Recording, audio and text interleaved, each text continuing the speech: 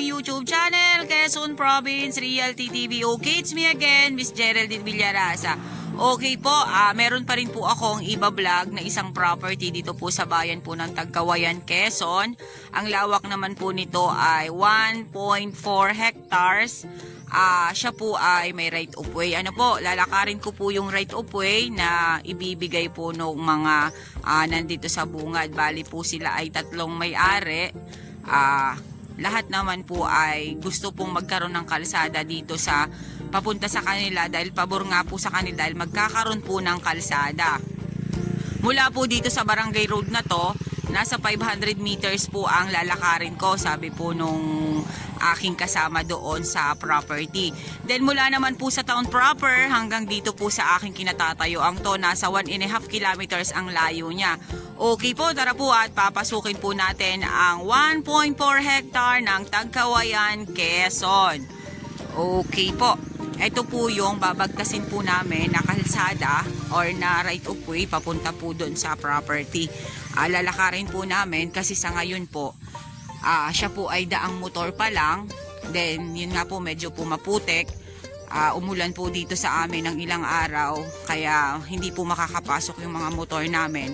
Lalakarin po namin hanggang doon sa property. Ano po? Okay, let's go!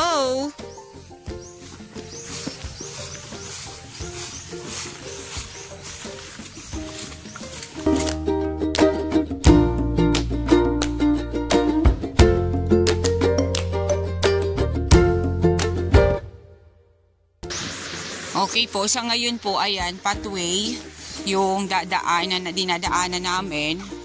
Then, ayan po, may nadaanan po kaming ilog dito. Pero siya po ay, may tulay siya dyan. Ayan, nakasya po ang isang motor. Ayan. Then, eto nga po, pathway po yung dito sa, papunta sa property. Kasi may mga kabahayan po dito sa loob ng area na to. Magandang araw po. Padaan po.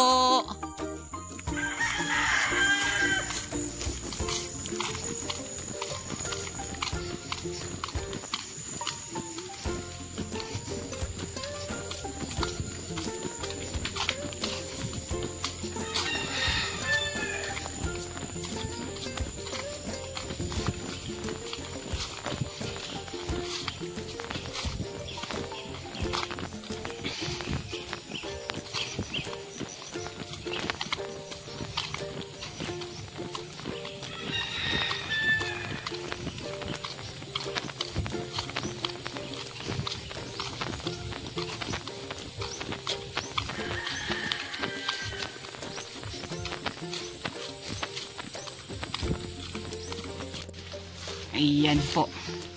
Ibig sabihin, marami pa tayong kabahayan dyan sa unahan. Okay. Ayan po, mga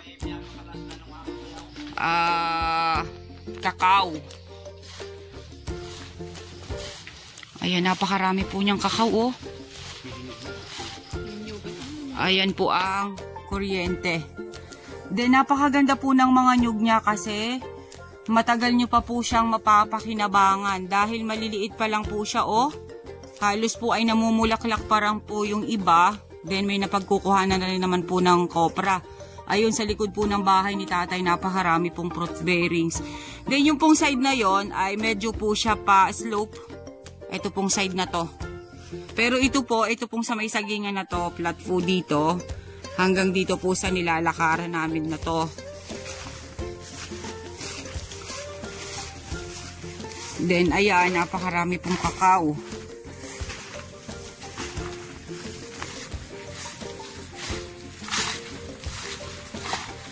Medyo patalibis po ng konti dito sa side na to. Okay. Yung sapa na yan ba, tatay, ay hindi naiiga? Okay, yun po ang maganda. Hindi po naiiga ang sapa. Yan mga nabunga ng nyug na kabila ng sapa. Opo.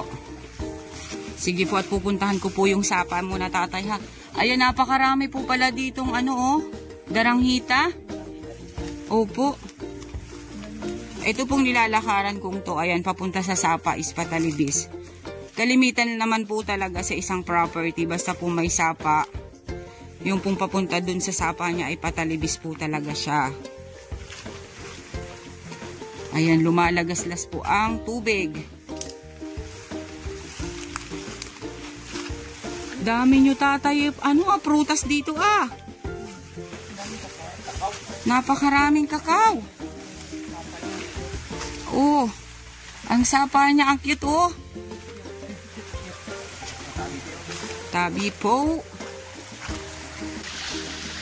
Okay po, yan po ay kasama pa rin po sa property. Ayan, makikita naman po natin yung boundaries dito sa kabilang side na to. Kasi ayan, may mga barbed wire na po yan. Yan po sa kabilang property na yan. Ang sabi po ni tatay, ang namumunga na nyog ay nasa 100 piraso. Yung po nakukuhanan nila ng produkto. Then yung naman pong mga ganyan, yung mga mabababa pa ay nasa 500 ka puno po. Okay. Ay, masyado yung tay dikit-dikit tay. Pagka ganong 500 ka puno pa ang mga maliliit. Wala po yung 500 ka puno kasi magdidikit-dikit po yan. Then marami pa rin po namang fruit bearings kayong tanim Ayan po, napakarami po niyang dalang hita sa property. Ayan, ito pong sapa, pasok po siya dito sa property niya. Ayan din, napakarami po niyang saging. Ayan, ang nyug po niya ay mga takaran pa din.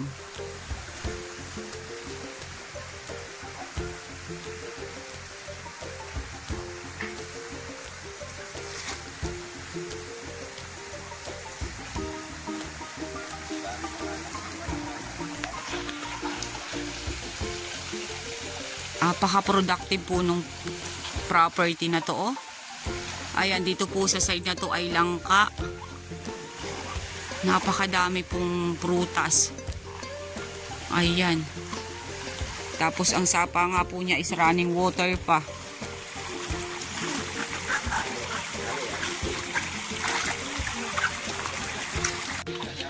Ayan po yung mga dalandanan niya. Ayan, talaga makikita naman po natin na dasik na dasik po yung property niya.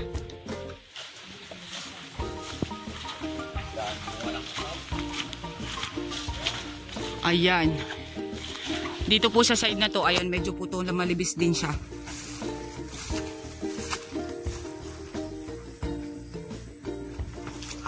Nakagat po ako ng insekto, masakit. Ayan. Doon po sa side na yun talaga ang napakarami niyang prutas. Sobrang dami po niyang prutas, sa totoo lang po. Ayan, ang mga nyug po talagang mga takaran pa. O yung iba po ay mamumulaklak pa lang. Ayan. Malaki din po kasi ang 1.4 hectare sa totoo lang po. Ayan, dito po sa side na to. Napakarami po niyang yung pong baybay ng sapa. Nandun po yung mga daranghita. Ayan, yung side pong yan.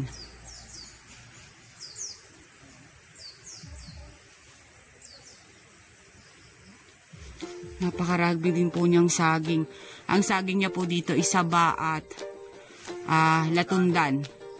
No? Latundan po. Ano po tayo? Ayan po.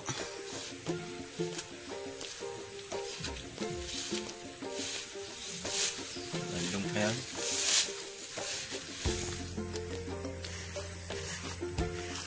Daming nyug tayo. Mga 300 mahigit na yan. 300 mahigit po. Kasama na po yung maliliit. Ganon. Kaya po yung banggit ko po sa inyo kanina na nasa 500 plus. Kasi yun din po ang banggit ni tatay. Opo. Lahat-lahat po ay nasa 300 kapuno po ang tanim niya dito. Kasama na po yung maliliit. Ayan po. Yung pong ibang daranghita ay tuyo na talaga. Then yung mga ibang nasa side na yon, kasalukuyan pa pong namumunga. Then eto. Ayan, makikita naman po natin na mataba pa rin po yung daranghitang yan. Tay, balik na tayo doon, tay. Opo, opo.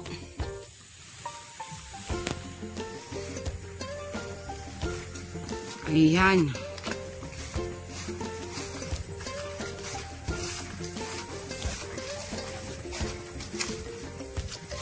Ako. Kulang-kulang pong 1.5, no? Opo. Sa 1.5. Kulang lang po siyang kaunti sa 1.5 hektarya yung property ni tatay.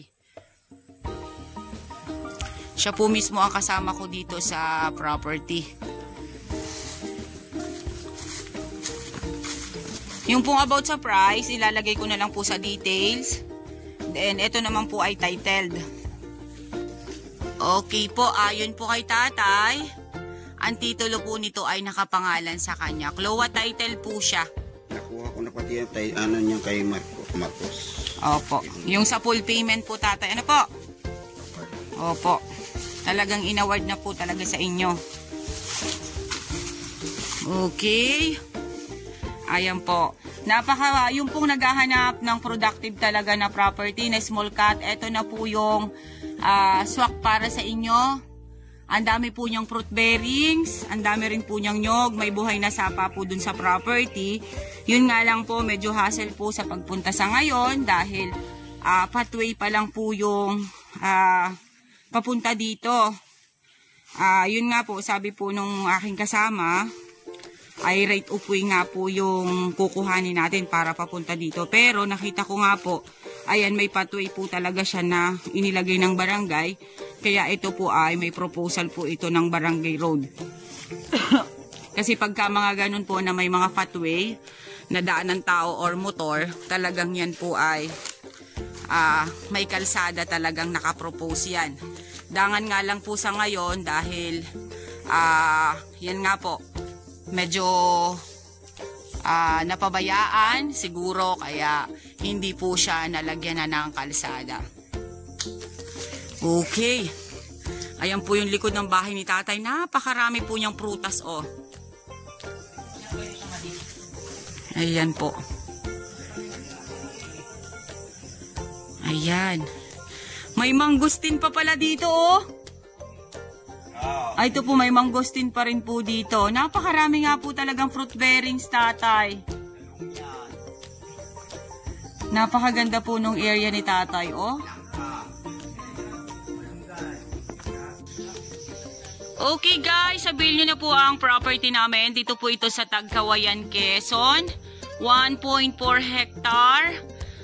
Siya po ay nilakad namin kanina. Almost 10 minutes po namin nilakad. Napakarami po niyang fruit bearings dito sa area. Andyan po ang dalandan, kakao, atis, rambutan, pili, guyabano, dalandan. Napakarami po niyang nyog. Napakarami po niyang saging.